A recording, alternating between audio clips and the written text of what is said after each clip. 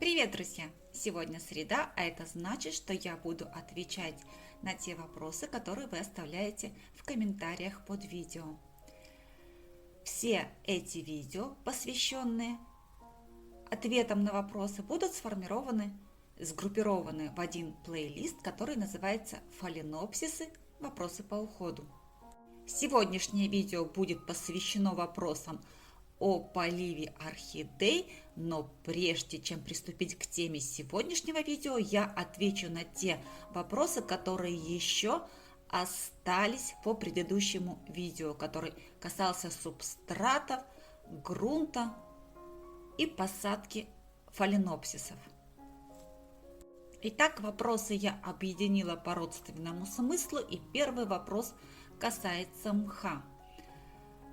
Как я собираю мох? Срезаю ли только его верхнюю часть или беру с верхним слоем почвы, то есть с корнями и с каким-то слоем земли?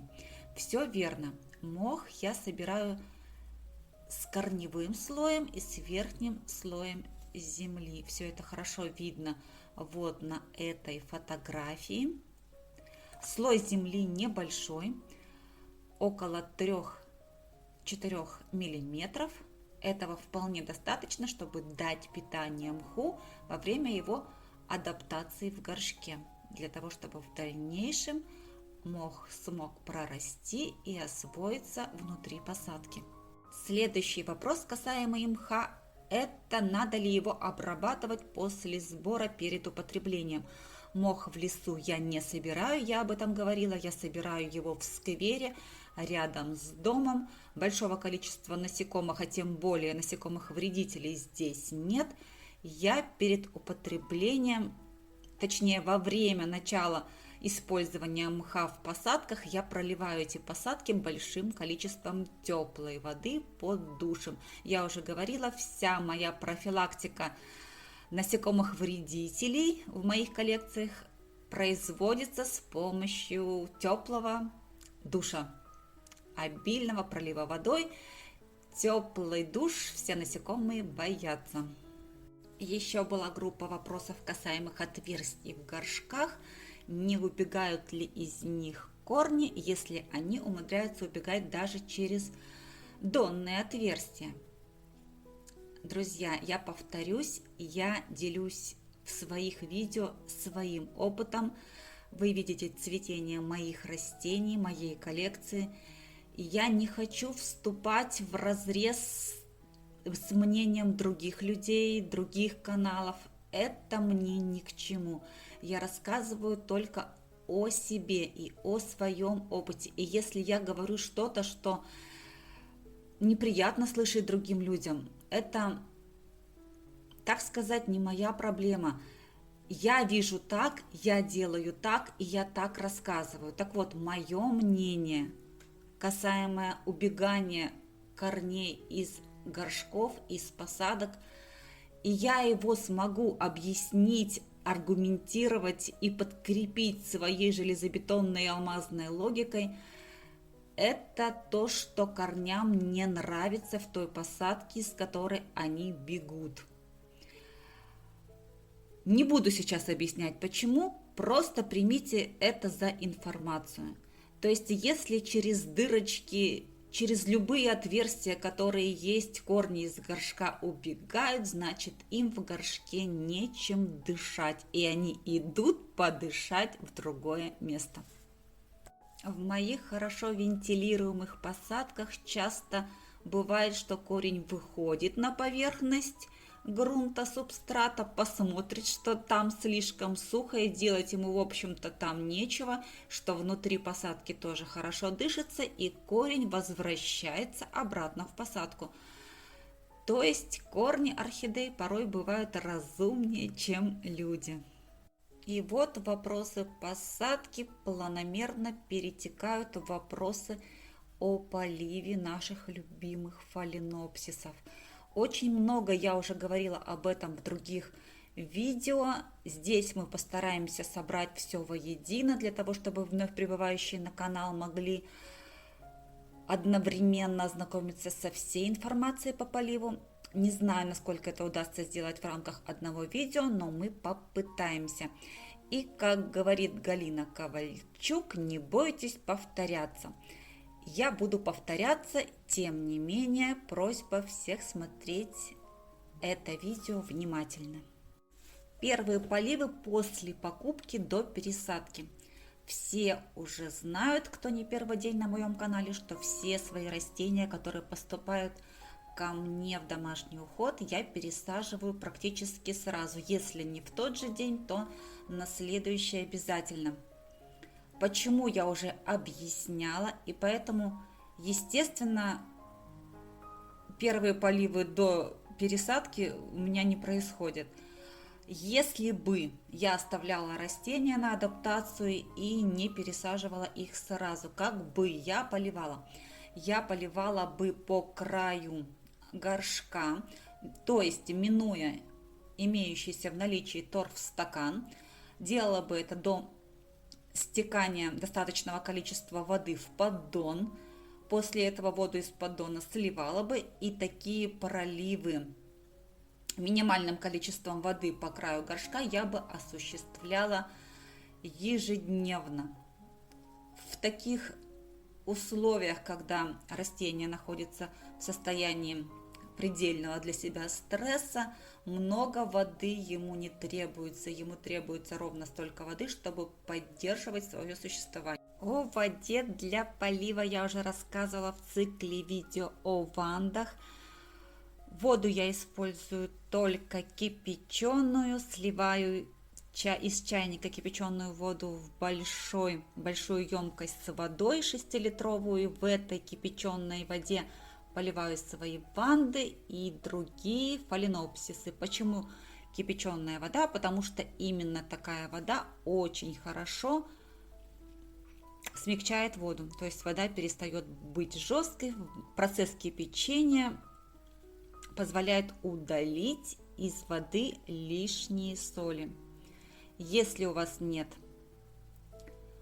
очень хороших фильтров для воды, нет фильтра обратного осмоса, всего этого нет, то единственным выходом быстрого смягчения воды является ее кипячение.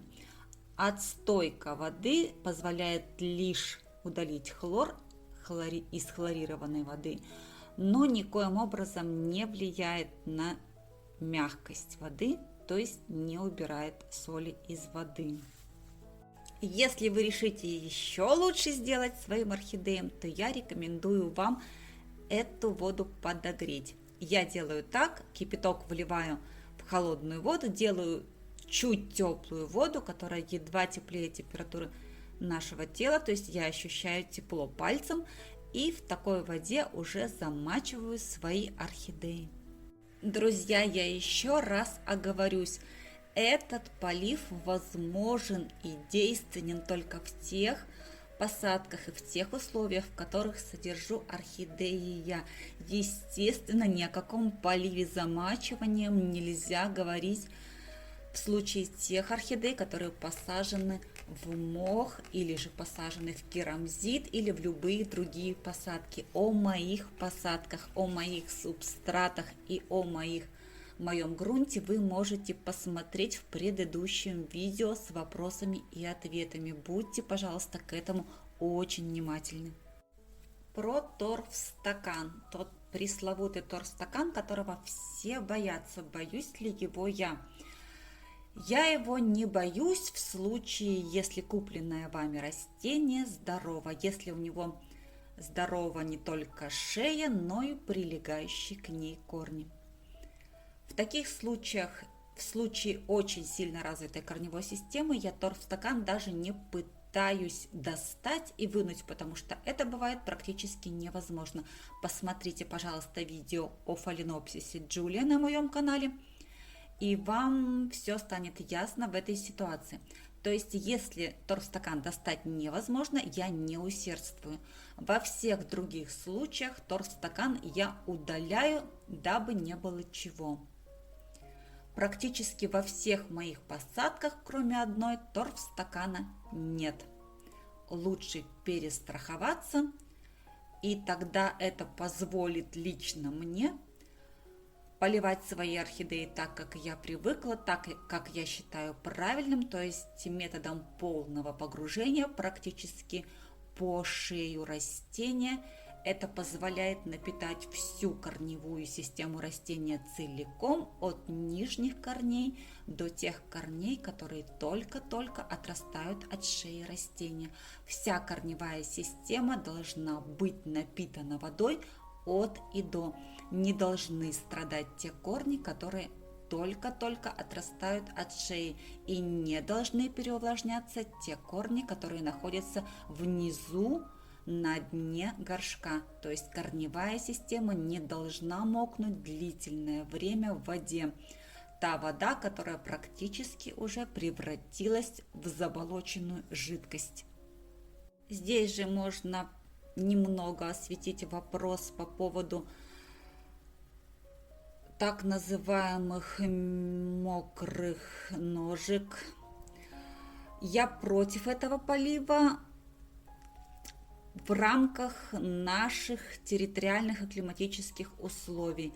В нашем климате этот метод полива противопоказан. Я не знаю, что происходит в регионах с сухим и теплым климатом постоянно. Возможно, там он оправдан. Я живу в других климатических условиях, я постоянно на этом акцентирую свое внимание. И в наших условиях, как показывает не только моя практика, а практика просто повсеместно поголовная, в наших условиях этот метод не просто противопоказан, в наших условиях он губителен. Поэтому я противник, причем хочу отметить сразу, что без этого метода вполне можно обойтись абсолютно в любых регионах, если вы сможете понять и принять метод полива с помощью фитиля. Этот метод работает абсолютно везде, будь то Дальний Восток, Сибирь или же западная европейская часть Евразии.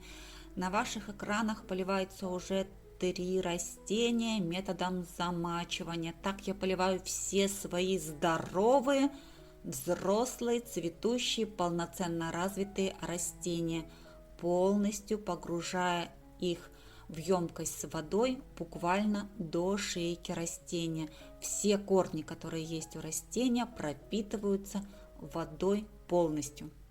А теперь еще раз пройдемся по микрополиву, который касается только молодых, маленьких, ослабленных растений, а также растений в период адаптации. Что такое микрополив? Это полив микродозами. На ваших экранах спринцовка размером вместимостью не более 50 мл, спринцовка для носа.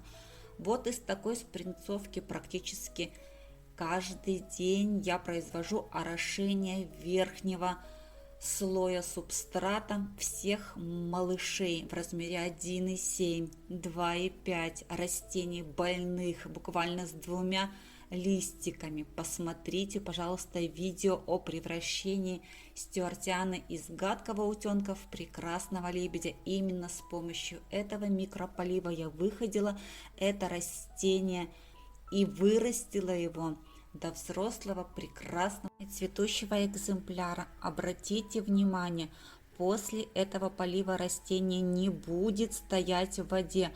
После того, как вода стечет в кашпо, я его выму из этого кашпо, и растение будет вентилироваться, дышать всей своей корневой системой. Это позволит ему быстрее вырасти из состояния маленького растения во взрослое крепкое растение. И вот мы плавно подходим к вопросам по вводу фитиля в эксплуатацию.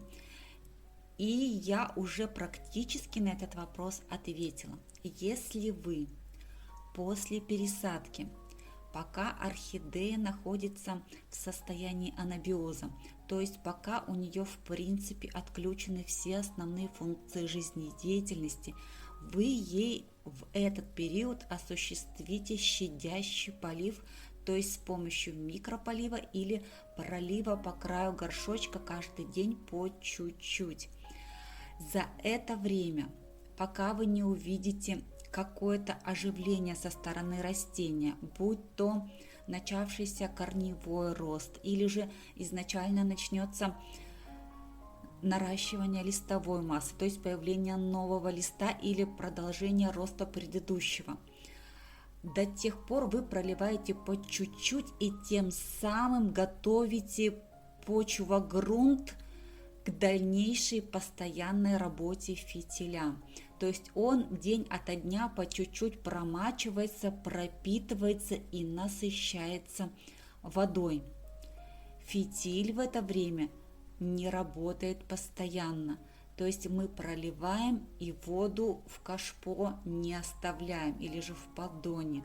И так каждый день, и так по чуть-чуть. И когда вы увидите, что растение вышло из состояния шока после пересадки, после транспортировки, вы увидите какие-то начавшиеся ростовые процессы, тогда вы уже начнете постепенно вводить фитиль в эксплуатацию. Это позволит вам не утратить корневую систему, которая у вас есть сейчас в наличии. Это очень важно для того, чтобы растение не отбросить на несколько этапов в развитии назад.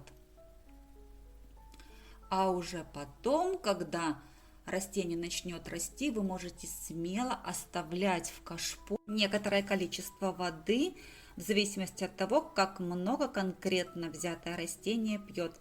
Для растений, которые поглощают немного воды, достаточно оставить на дне кашпо уровень воды на сантиметр, а для обильно пьющих растений побольше.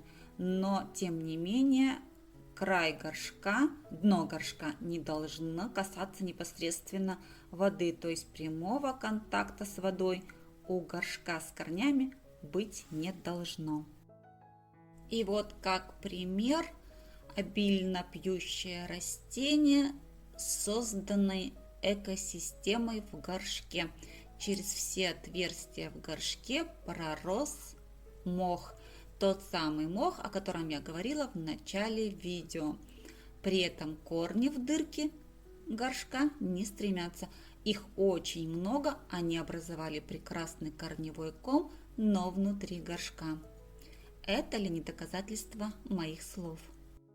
По поводу водно-банных процедур я уже неоднократно говорила, здесь скажу пару слов. Я душевала, душую и буду душевать все свои растения, все свои орхидеи, вне зависимости от вида, будь то фаленопсисы ванды камбрии, пафия педилумы, зигипеталумы и так далее.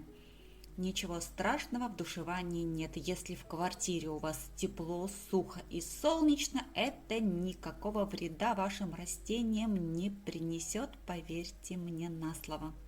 Ну а на этих позитивных кадрах растения после душевания я хочу завершить свой рассказ и попросить вас об обратной связи в комментариях. Я очень надеюсь встретиться с вами в комментариях для того, чтобы понять, насколько доступна изложена информация в видео. Мне это важно, для меня это существенно в плане продвижения вперед. И на этом я буду завершать свое видео. Как всегда, хочу попросить вас поставить пальчик вверх под видео, подписаться на канал, если раньше вы этого не сделали. Жмите на колокольчик, чтобы первыми получать уведомления о выходе новых видео. И оставайтесь со мной, ведь впереди у нас много интересного.